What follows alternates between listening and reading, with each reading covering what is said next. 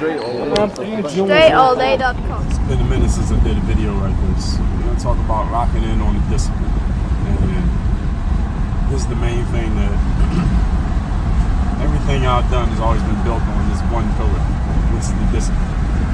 Showing up every day, doing the job, even when you don't feel like doing the job, even when doing the jobs make you tired, even when doing the job has not turned over the return on investment that you want yet, even when nobody else is doing the job, but it's just you doing it yourself, even when to the outside world looking in, it looks like you're doing all this work pretty much for nothing because you're not getting any returns just yet. How can you keep showing up? The reason why the discipline matters so much is for several reasons. One is because discipline is not some secret. It's not some state secret that nobody else knows about. See, it's one thing if you get into the tech industry and you have some software that does something that nobody else does, and then you get a patent on it and you own it and you license it and nobody else can use it without going through you. You get paid every time somebody uses your new technology. Discipline is not some top secret technology. Every one of you listening to this understands the concept of discipline. You know how it works. You have a general idea of what it could and would do for you. The challenge of most people is that they're just too lazy to start actually enacting discipline. Most people are just undisciplined. It's not that you don't know, you're just undisciplined. That's what makes it valuable. Because everybody knows about it, yet people just don't do it. So, you can move yourself to do it. You don't have to be smarter than everybody else. You don't have to have some access to technology that other people don't have. You simply have to be willing to do something that you know you need to do that other people just aren't doing. That is a competitive advantage in and of itself. That again, you don't have to be ahead of the curve, or you don't have to have access to some smart people that other people don't have access to in order to use it. Whereas with, let's say, technology, you do. Another thing about discipline is that discipline is the way that you make the most of the time that you have on this earth, known as your life. Everybody here understands that we got a limited time here. Everybody has a limited time. Some of you will get 27 years, some of you get 77, some of you get 100, some of you get 60. Nobody knows exactly how much time we have, which means every single person should be making the most of every minute that you have, because when you behave as if you have time, it's only when it's too late you realize that you don't have time. Nobody has time. So anybody saying something like, well, I have time today. No, you don't. Every day you have the same 24 hours, and when people say they have time, what they mean is, I have time to waste. I have time to do some bullshit today because I don't have anything imminent or anything important on my calendar. Well, your life is on your calendar every single day, so you never have time. So this whole concept of I have time, so I'm gonna do some bullshit because I can just waste time today, is a nonsense concept. No, you don't.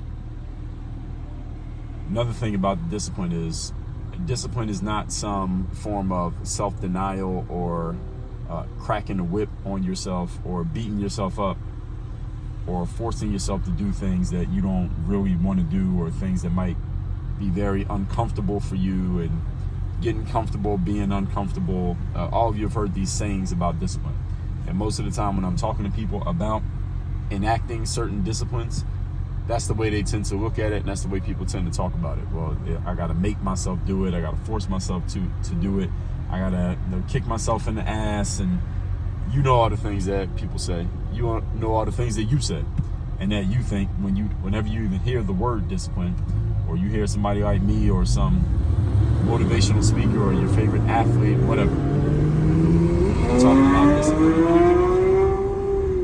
usually the frame is something like that.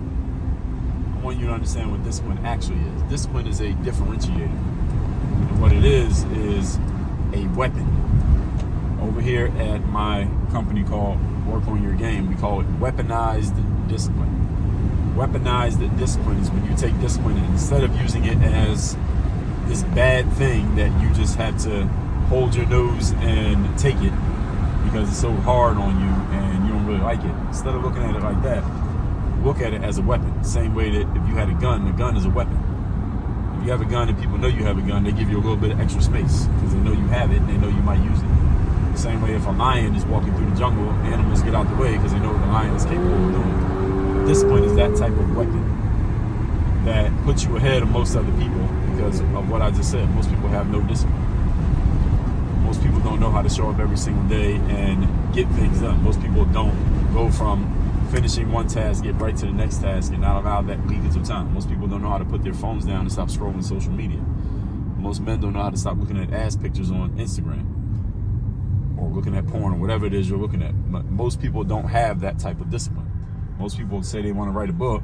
2 years later, they haven't finished writing the book, not because they don't have the information in their heads, but they're just too lazy to sit down and actually write every day like they're supposed to. So when you can use discipline and you use it the right way, you start weaponizing that discipline to where you have a tool that other people don't have. This is what separates you from other people. This is what separates you from everybody else out there. And most importantly, forget about everybody else. This is what separates you from yourself. And it brings you closer to being that idealized version of yourself, which is the person that you really need to be competing against. The person you're really competing against is the version of you that you haven't yet become. That's the person that you need to go out there and try to beat every single day. And you become that by being more disciplined. Oh, here's all these things I need to get done. If I actually got them done, then I'd be closer to my idealized self. Is this true? Everybody listening to this, the answer is yes. It doesn't even matter what the things are. Everybody has things that we want to do. We know we can do. We have the tools to do. We got the time to do it. We're just not doing it. True or not? Of course. When you turn discipline into a weapon instead of treating it like some thing you got to beat yourself up with, that's when things start to change for you. That's when the equation starts to change, when you start reframing these situations, these things that you're going through. This is a way of looking, it's a different way of looking at things. When you change your perspective on things, your behavior around those exact same things can change. Some of you just have a very poor perspective of the concept of discipline, which is why you have a terrible relationship with discipline, which is why you don't have any discipline. Same thing when it comes to money. People have a bad relationship with money because you have a bad idea. Your consciousness around money is very unhealthy. And because your consciousness is unhealthy, of course you do things to push the money away. And when you do things to push discipline away, what you're also pushing away is the idealized version of yourself, because the idealized version of yourself demands discipline. So where's yours at? It's available. You have it. You're just not enacting it yet. Good news is what I just told you. If you can start using it as a weapon, we can get this working the right way. Now, I have a program called the Power Presence Protocol. Power Presence Protocol is all about the end result of you being a person who commands the room, and you have the type of energy that makes people notice you, feel you, and remember you even if they don't talk to you. And that's all about weaponizing discipline, execution, and performance for producing consistent results. That's through your confidence, through your systems, the way you carry yourself, the way you talk to and handle yourself, the way you show up with other people. All of that comes together. It coalesces into this energy that's command of the room. You ever come across a person, they just have a certain type of energy, you're like, damn, who is this person? You don't know who they are. You just tell they have a certain way of carrying themselves, and you can tell they have their shit together without even talking to them. That's command of the room. That's presence. That's command presence, actually. And you want to have that command presence, but one of the things you must have is the mindset of using discipline as a weapon rather than using it as a punishment. Stop looking at it as a punishment. That's not what it is. It's actually something that's going to help you get to where you want to go in life if you look at it the right way. That's what I'm trying to help you reframe right now. Go to workonyourgameuniversity.com. The link's in the description to this video. Get into that Power Presence Protocol program. I do a live one usually once a month. You get into that program. If a live one is not up right now, then you get on the wait list for the next one when we do it. You get into that program, and I will personally be coaching a group of people, including yourself, on how to make this real in your real life. Work on your game. Dre all day.